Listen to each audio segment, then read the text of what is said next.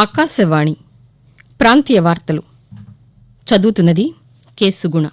ముఖ్యాంశాలు: ప్రపంచ సాంకేతికత, సాంస్కృతిక రంగాల్లో భారత్కు ప్రత్యేక స్థానముందని కేంద్ర సమాచార ప్రసార శాఖ మంత్రి అశ్విని వైష్ణవ్ వెల్లడించారు.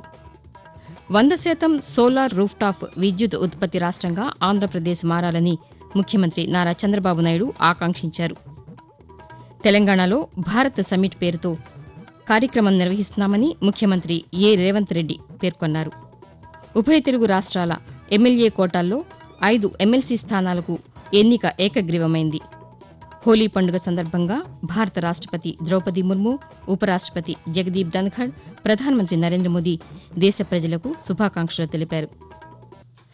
వార్తల వివరాలు: ప్రపంచ సాంకేతికత, సాంస్కృతిక రంగాల్లో భారత్కు ప్రత్యేక స్థానముందని కేంద్ర సమాచార ప్రసార శాఖ మంత్రి అశ్విని వైష్ణవ్ తెలిపారు. World audio visual entertainment summit waves ఈ ఏడాది మేలో జరగనున్న వేళ ఈ కార్యక్రమం గురించి ప్రపంచ దేశాలకు తెలియజెప్పే క్రమంలో కేంద్ర ప్రభుత్వం విదేశీ దౌత్యవేత్తలతో ఢిల్లీలో అవుట్ రీచ్ కార్యక్రమాన్ని నిన్న నిర్వహించింది. ఈ సందర్భంగా కేంద్ర మంత్రి అశ్విని వైష్ణవ్ మాట్లాడుతూ దేశంలో 1 బిలియన్ మందికి పైగా ప్రజల వద్ద మొబైల్ ఫోన్లు అందుబాటులో ఉన్నాయని, ప్రజలు డిజిటలైజేషన్కు అలవాటు పడ్డారని కేంద్ర మంత్రి పేర్కొంటూ, We have more than billion people who have access to mobile phone. More than 640 million people use smartphones, and people have adopted digitalization the way like a fish takes to water. Your digital payments, digital creativity, government using digital means everywhere. So we thought that why not we try a different approach. So that's where our Prime Minister gave us the vision. Can we look at this new world of creativity and technology and develop a concept? You don't need a large studio somewhere to be able to create something of very high value. That is the basic. 100% solar rooftop విద్యుత్ ఉత్పత్తి రాష్ట్రంగా ఆంధ్రప్రదేశ్ మారాలని ముఖ్యమంత్రి నారా చంద్రబాబు నాయుడు ఆకాంక్షించారు.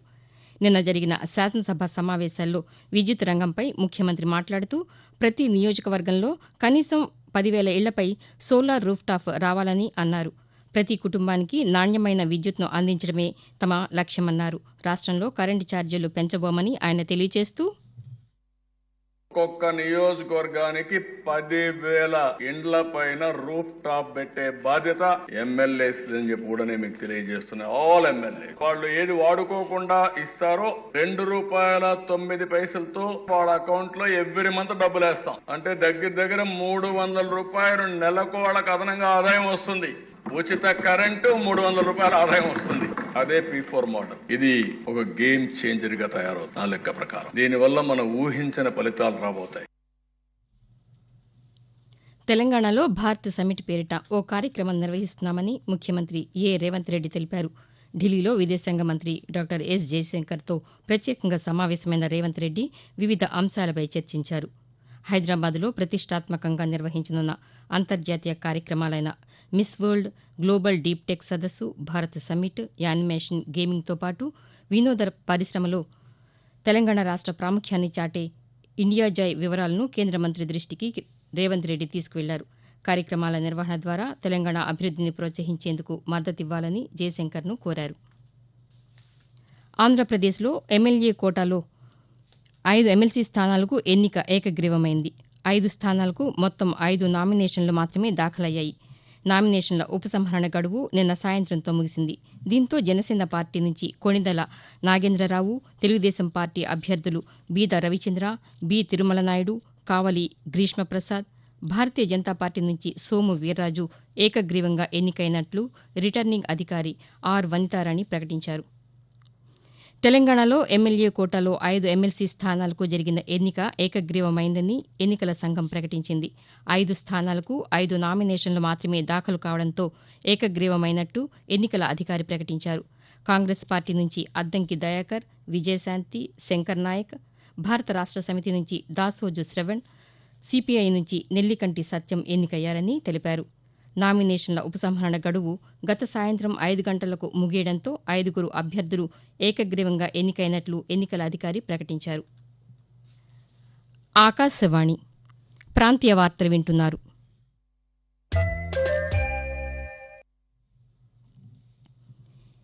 ఈరోజు దేశవ్యాప్తంగా హోలీ పండుగను జరుపుకుంటున్నారు. దీనిని రంగుల పండుగగా పిలుస్తారు. చిన్న పెద్ద తేడా లేకుండా ఒకరికొకరు రంగులు చల్లుకుంటూ ఆనందోత్సాహాలతో ఈ పండుగలో పాల్గొంటారు. హోలీ పండుగకు పురాణాల్లో ప్రాముఖ్యత ఉంది. ప్రతి ఏడాది ఫాల్గుణ మాసంలో పౌర్ణమి రోజున ఈ హోలీ జరుపుకుంటారు. హోలీ పండుగ సందర్భంగా భారత రాష్టపతి ద్రౌపది ముర్ము, ఉపరాష్టపతి జగదీప్ ధన్ఖడ్, ప్రధానమంత్రి నరేంద్ర మోదీ దేశ ప్రజలకు శుభాకాంక్షలు తెలిపారు. ఈ పండుగ ప్రతి ఒక్కరి జీవితంలో కొత్త ఉత్సాహాన్ని, శక్తిని నింపుతుందని వారు ఆకాంక్షించారు. భారత రాజ్యాంగం పట్ల ప్రతి ఒక్కరూ అవగాహన కలిగి ఉండాలని APSRTC managing director CH Dwaraka Tirumalarao తెలిపారు. ఆకాశవాణి విజయవాడ ప్రాంతీయ వార్తా విభాగం ఆధ్వర్యంలో 75 సంవత్సరాల రాజ్యాంగం, వేవ్స్ సదస్సు, మహిళా భద్రత గురించి విజయవాడలోని ఏపీఎస్ఆర్టీసీ సమావేశ మందిరంలో నిన్న నిర్వహించిన సమావేశంలో ఆయన పాల్గొన్నారు. ఈ సందర్భంగా ఆకాశవాణి ప్రాంతీయ వార్తా విభాగం రూపొందించిన ఆకాశవాణీయం ప్రత్యేక పుస్తకాన్ని Akashvani Vijayawada deputy director general M Someswararao, Akashvani ప్రాంతీయ వార్తా విభాగ అధిపతి శ్రీ సాయి వెంపాటితో కలిసి ఆవిష్కరించారు. అంతకుముందు 75 సంవత్సరాల భారత రాజ్యాంగ విశేషాలను తెలిపే ఛాయాచిత్ర ప్రదర్శనను ఆయన ప్రారంభించారు. ఈ సందర్భంగా ద్వారకా తిరుమలరావు మాట్లాడుతూ రాజ్యాంగ స్ఫూర్తిని ప్రతి ఒక్కరూ కొనసాగించాలని అన్నారు. పాతికేయులు ఖచ్చితమైన సమాచారం ఇచ్చేందుకు ప్రాధాన్యం ఇవ్వాలని సూచించారు. రాష్ట్రానికి పెట్టుబడుల విషయంలో ఒప్పందం చేసుకున్న పరిశ్రమలు వెంటనే ఏర్పాటు అయ్యేలా చర్యలు తీసుకోవాలని ఆంధ్రప్రదేశ్ ముఖ్యమంత్రి నారా చంద్రబాబు నాయుడు అధికారులను ఆదేశించారు. ముఖ్యమంత్రి అధ్యక్షతన అసెంబ్లీలోని ఆయన ఛాంబర్లో రాష్ట్ర పెట్టుబడుల ప్రోత్సాహక మండలి ఎస్ఐపిబి సమావేశం జరిగింది. రాష్ట్రానికి కొత్తగా వస్తున్న పెట్టుబడుల ప్రతిపాదనలను చంద్రబాబు నాయుడు పరిశీలించారు. పరిశ్రమలు, విద్యుత్, పర్యాటక రంగాల్లో మొత్తం 10 సంస్థలు 12 లక్షల కోట్ల రూపాయలు పెట్టుబడులు పెట్టేందుకు ముందుకు రాగా వాటికి ఎస్ఐపిబి సమావేశంలో ఆమోదం తెలిపారు. ఆంధ్రప్రదేశ్లో ఆడబిడ్డ నిధి పథకం అమలు చేస్తామన్న హామీకి ప్రభుత్వం కట్టుబడి ఉందని ఎంఎస్ఎంఈ, సెర్ఫ్ శాఖల మంత్రి కొండపల్లి శ్రీనివాస్ తెలిపారు. ఆడబిడ్డ నిధి పథకం కింద ఆర్థిక సాయంపై శాసన మండలిలో ప్రశ్నోత్తరాల్లో సభ్యుల ప్రశ్నలకు మంత్రి సమాధానమిచ్చారు. ఈ పథకాన్ని ప్రణాళికాబద్దంగా అమలు చేయాలని ప్రభుత్వం ప్రయత్నిస్తోందని, పథకం అమలుకు ప్రభుత్వానికి కొంత వ్యవధి అవసరమని తెలుపుతూ, గత ప్రభుత్వం చేయూత అనే ప్రోగ్రాం పెట్టి కేవలం 24 లక్షల మందికే అది లిమిట్ చేస్తూ వాళ్ళు ఇవ్వడం జరిగింది అధ్యక్ష. 24 లక్షల మందికి కూడా వాలంటరీ వ్యవస్థ ద్వారా సర్వే చేయించుకొని వాళ్ళకి కావాల్సిన వ్యక్తులకి అది చేసింది అధ్యక్ష. ఆడబిడ్డ నిధి అనేది ప్రోగ్రామ్ ని ఖచ్చితంగా గవర్నమెంట్ పరిశీలిస్తుంది అధ్యక్ష. ప్రతిదీ కూడా ఎక్సైజ్ చేశాం. దానికి కావాల్సిన బడ్జెట్ కూడా ఒక ప్రణాళికబద్ధంగా ఏ రకంగా చేయాలని కూడా కార్యాచరణ చేస్తున్నాము. అది ప్రభుత్వానికి కొంత వ్యవధి ఇవ్వాలి. ఖచ్చితంగా దాన్ని అమలు చేయడానికి మేము సిద్ధంగా ఉన్నాం అధ్యక్ష. విద్యా సంస్థల్లో ఆర్టిఫిషియల్ ఇంటెలిజెన్స్ పాఠాలను ప్రవేశపెట్టేందుకు అవసరమైన శిక్షణ, సర్టిఫికేషన్ మైక్రోసాఫ్ట్ అందిస్తుందని విద్యాశాఖ మంత్రి నారా లోకేష్ తెలిపారు. ఆర్టిఫిషియల్ ఇంటెలిజెన్స్, అధునాతన సాంకేతిక పరిజ్ఞానాలకు సంబంధించి యువతలో నైపుణ్య అభివృద్ది కోసం మైక్రోసాఫ్ట్తో ఆంధ్రప్రదేశ్ ప్రభుత్వం నిన్న అవగాహన ఒప్పందం కుదుర్చుకుంది. సచివాలయంలో ఐటీ శాఖ మంత్రి నారా లోకేష్ సమక్షంలో మైక్రోసాఫ్ట్ ప్రతినిధులు, ఆంధ్రప్రదేశ్ స్కిల్ డెవలప్మెంట్ కార్పొరేషన్ అధికారులు ఒప్పంద పత్రాలపై నిన్న సంతకాలు చేశారు. ఈ ఒప్పందం ప్రకారం ఏడాదిలో 2 లక్షల మంది యువతకు కృత్రిమ మేధ, ఇతర సాంకేతికతపై శిక్షణ ఇవ్వనున్నారు. ప్రాంతీయ వార్తలు ముగించే ముందు ముఖ్యాంశాలు మరొకసారి. ప్రపంచ సాంకేతికత, సాంస్కృతిక రంగాల్లో భారత్కు ప్రత్యేక స్థానముందని కేంద్ర సమాచార, ప్రసార శాఖ మంత్రి అశ్విని వైష్ణవ్ వెల్లడించారు. 100% సోలార్ రూఫ్టాప్ విద్యుదుత్పత్తి రాష్ట్రంగా ఆంధ్రప్రదేశ్ మారాలని ముఖ్యమంత్రి నారా చంద్రబాబు నాయుడు ఆకాంక్షించారు. తెలంగాణలో భారత్ సమ్మిట్ పేరుతో కార్యక్రమం నిర్వహిస్తున్నామని ముఖ్యమంత్రి ఏ రేవంత్ రెడ్డి పేర్కొన్నారు. ఉభయ తెలుగు రాష్ట్రాల ఎమ్మెల్యే కోటాల్లో 5 ఎమ్మెల్సీ స్థానాలకు ఎన్నిక ఏకగ్రీవమైంది.